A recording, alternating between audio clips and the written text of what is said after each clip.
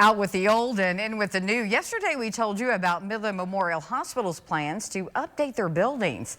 Tonight, Jason Freund is getting an in-depth look at what that's going to entail.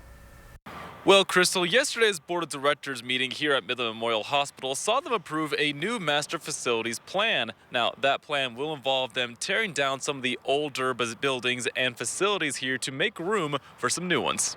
Now, it's not just the Board of Directors who have a final say in the matter, as two other representatives had to give the thumbs up before the plans could get off the ground. We have three different boards within Midland Memorial Hospital. We have the Board of Finance.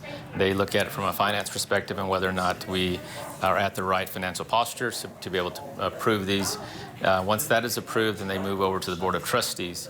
And then when the Board of Trustees approves, we then move over to the Board of Directors. But with their approval, Midland Memorial can now get started on making new professional office buildings, which would hold facilities like their police department and medical records office.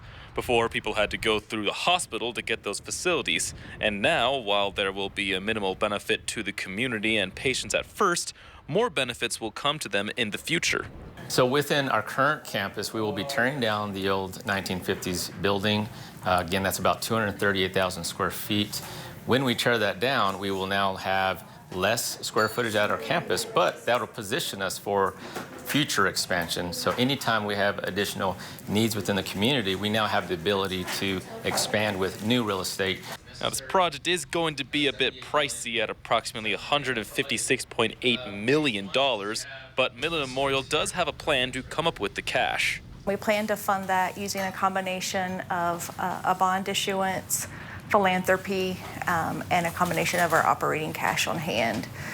The bond that we plan to issue is going to yield us $89.5 million into our project fund deposit. That bond is called a fixed rate revenue bond, not a general obligation bond. That's good news for the taxpayers, as that means the hospital doesn't have to go to the city of Midland to ask for taxpayer money. So a revenue bond would be a revenue bond that is, or a bond that's going to be secured by our gross revenues of the hospital.